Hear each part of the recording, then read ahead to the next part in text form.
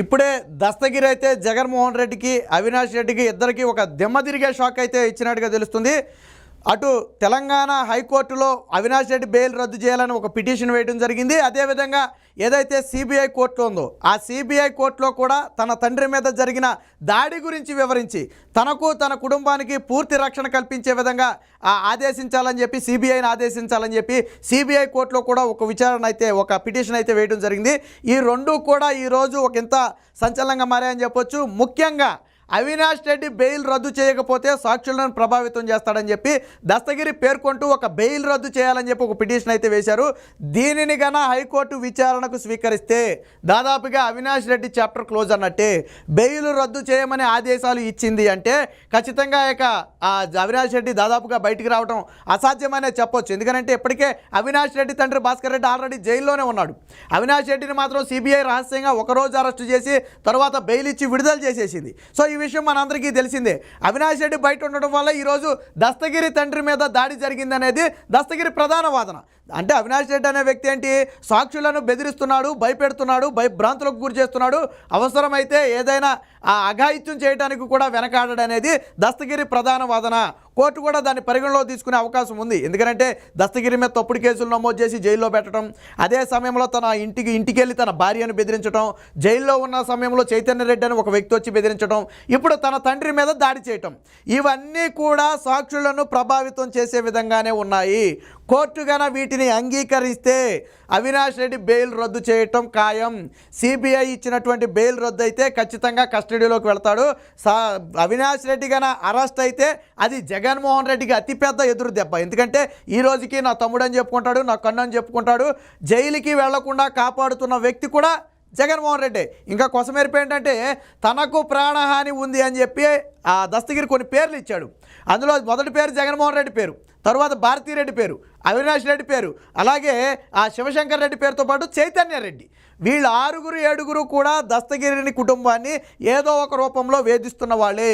అందులో జగన్మోహన్ రెడ్డి, భారతీరెడ్డి పేర్లను కూడా దస్తగిరి అయితే ఈరోజు మెన్షన్ చేయడం జరిగింది. ప్రస్తుతానికైతే ఇది స్వీకరిస్తుందా లేదనేది కొంచెం సందిగ్ధం. ఎందుకంటే దీనికి విచారణ అర్హత ఉంది అని హైకోర్టు భావిస్తే ఖచ్చితంగా స్వీకరిస్తుంది. అందులోనూ ఒక కేసును ప్రభావితం చేసే అంశం కాబట్టి ఖచ్చితంగా కేసులో మెరిట్స్ ఉన్నాయనే చెప్పుకోవచ్చు. ఖచ్చితంగా హైకోర్టు స్వీకరించే అవకాశం కూడా ఉంది. ఇక ఇదే సమయంలో తెలంగాణ సిబిఐ కోర్టు వాదనలోకి ఒకసారి పరిగణలో తీసుకుంటే తన తండ్రి మీద జరిగిన దాడి గురించి సిబిఐ కోర్టులో పూర్తిగా వివరించడంతో పాటు తమకు రక్షణ కల్పించాలని చెప్పి ఆ విధంగా సిబిఐకి డైరెక్షన్ ఇవ్వాలని చెప్పి కూడా కోరటం జరిగింది. అయితే సిబిఐ కోర్టు ప్రస్తుతానికి తీర్పునైతే హోల్డ్ చేయడం జరిగింది. అయితే ఇక్కడ ఇంకొక ఆసక్తికర విషయం ఉంది. జగన్మోహన్ రెడ్డి అసలు కుట్ర ఇక్కడే బట్టలైంది, ఇక్కడే బట్టబయలైంది. ఏంటి అసలు కుట్ర అంటే ఏదైతే మీడియా ఛానల్స్లో వివేక హత్య కేసు మీద ట్రయల్స్ జరుగుతున్నాయో, అంటే వాదనలు కానివ్వండి లేదా దాని గురించి చర్చోపచర్చలు కానివ్వండి ఇవన్నీ జరుగుతున్నాయో వీటి మొత్తాన్ని కూడా కంట్రోల్ చేయాలి. మీడియాలో ఎటువంటి వివేక హత్య కేసుకు సంబంధించిన కథనాలు రాకుండా అడ్డుకోవాలని చెప్పి నిందితులైనటువంటి అవినాష్ రెడ్డి అలాగే శివశంకర్ రెడ్డి తరపు లాయర్లు అయితే కోరటం జరిగింది. కానీ దాన్ని సిబిఐ కోర్టు పూర్తిగా కొట్టివేసింది. ఇప్పుడున్న సమయంలో మేము మీడియా విషయంలో జోక్యం చేసుకోలేం, మీడియాకు ఎటువంటి ఆంక్షలు విధించలేం. ఒక రకంగా ఇది పత్రికా స్వేచ్ఛకు భంగం కలిగించడం. ఒకవేళ మీడియా తమ పరిధి దాటి వ్యవహరిస్తే అప్పుడు చర్యలు తీసుకోవచ్చు. బట్ సాధారణంగా జరిగే చర్చోపచర్చల మీద అవి జరగకుండా అడ్డుకోవాలి అంటే వారి స్వేచ్ఛకు భంగం కలిగించడమే.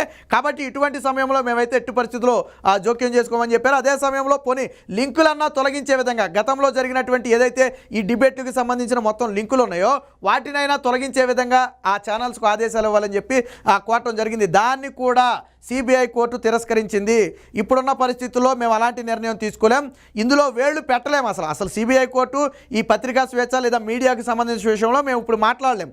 ఒకవేళ ఏదైనా పరిధి దాటి వ్యవహరించి ఏదైనా చూపించకూడని మాట్లాడించకూడని ఏదైనా మాట్లాడితే అప్పుడు చర్యలు తీసుకోగలం. కానీ ఇప్పుడున్న పరిస్థితుల్లో మేము తీసుకోలేమని చెప్పడం జరిగింది. దీంతో జగన్మోహన్ రెడ్డి గొంతులో పచ్చి వెలక్కాయ పడింది. అసలు జగన్మోహన్ రెడ్డి ఉద్దేశం ఏంటంటే ఎన్నికలు దగ్గర పడుతున్నాయి, మీడియా వాళ్ళు రోజు వివేక హత్య కేసు బయటికి తీస్తున్నారు, తీసినప్పుడల్లా ఇది ప్రజల్లోకి బలంగా వెళుతుంది. ముఖ్యంగా పులివెందుల కడప లాంటి ప్రాంతాల్లో చాలా సెన్సిటివ్గా తీసుకున్నారు ఈ ఇష్యూని. కాబట్టి మీడియాని కంట్రోల్ చేస్తేనే ఖచ్చితంగా ఇది జనంలోకి వెళ్లకుండా ఉంటుంది, వచ్చే ఎన్నికల్లో కొంత లబ్ధి ఉంటుంది. కానీ మీడియా రోజు దీన్ని బయటికి తీస్తే ఏం చేయాలి? అందుకనే అందుకనే దీన్ని అడ్డుకోవాలనే ఈరోజు సిబిఐ కోర్టులో వాళ్ళైతే ఆ పిటిషన్ వేయించారు. కానీ సిబిఐ కోర్టు ఏ ఆధారాలు లేని నేపథ్యంలో ఈ పిటిషన్ను పూర్తిగా కొట్టివేసింది. ఇది జగన్మోహన్ రెడ్డికి అతిపెద్ద ఎదురు దెబ్బగా చెప్పుకోవాలి. మరి సాక్షి మీడియాలో చంద్రబాబు అరెస్ట్ అయినప్పుడు రోజు సాక్షి 24 గంటలు అదే ప్రచారం చేసింది. ఆయన జైల్లో ఉన్న 53 రోజులు అదే ప్రచారం చేసింది. మరి ఆ రోజు మీకు విలువలు గుర్తు రాలేదా? ఈరోజు వివేక హత్య కేసు గురించి వాళ్ళు ఏం మాట్లాడారు? కేవలం దస్తగిరి ఏదైనా మాట్లాడితే దాని గురించి డిబేట్లు పెడుతున్నారు అంతే తప్ప కేసునే వాళ్ళు ఏమి ఇన్వెస్టిగేషన్ చేయట్లేదు కదా. కానీ చంద్రబాబు గారి కేసును అయితే సాక్షినే ఇన్వెస్టిగేషన్ చేసింది. ఆ సాక్షి యాంకర్ అయితే సొంతగా ఇన్వెస్టిగేషన్ చేశారు. ఈశ్వర్ గారు అయితే ఇక వాడే సొంతగా చెప్పేశాడు మొత్తం. అసలు చంద్రబాబు జీవితాంతం జైల్లోనే బయటకు రాడని కూడా చెప్పాడు. ఆడైతే చివరికి ఏమైందో మనం అందరం చూసామనుకోండి. అంటే సాక్షిలో మాత్రం అన్ని వాళ్ళే చేసేయచ్చు, ఇతర ఛానల్స్లో కనీసం దాని గురించి మాట్లాడకూడదు. సో ఏది ఏమైనా దస్తగిరి అయితే జగన్మోహన్ రెడ్డికి అవినాష్ రెడ్డికి ఇద్దరికీ కలిపి పెద్ద షాక్ ఇచ్చాడు. ఖచ్చితంగా తెలంగాణ హైకోర్టు దీన్ని స్వీకరించి గన విచారణకు స్వీకరించి బెయిల్ రద్దు చేస్తే దస్తగిరి తండ్రి ఆల్రెడీ అవినాష్ రెడ్డి తండ్రి భాస్కర్ రెడ్డి జైల్లోనే ఉన్నాడు. భాస్కర్ రెడ్డికి తోడుగా అవినాష్ రెడ్డి కూడా వెళ్ళటం ఖాయం. వీళ్ళిద్దరూ జైల్లో ఉంటే అది జగన్మోహన్ రెడ్డికి కూడా ఇబ్బంది. ఎందుకంటే నా తమ్ముడు అంటూ కాపాడుకుంటూ వచ్చిన జగన్మోహన్ రెడ్డి కూడా అరెస్ట్ అయితే ఖచ్చితంగా ప్రజలకు సంజాయిషీ చెప్పాల్సి ఉంటుంది. కాబట్టి జగన్మోహన్ రెడ్డి కూడా దీన్ని అడ్డుకునే ప్రయత్నం చేస్తాడు. ఏది ఏమైనా దస్తగిరి రూపంలో ఈరోజు జగన్మోహన్ రెడ్డికి అయితే అతి భారీ షాక్ తగిలింది.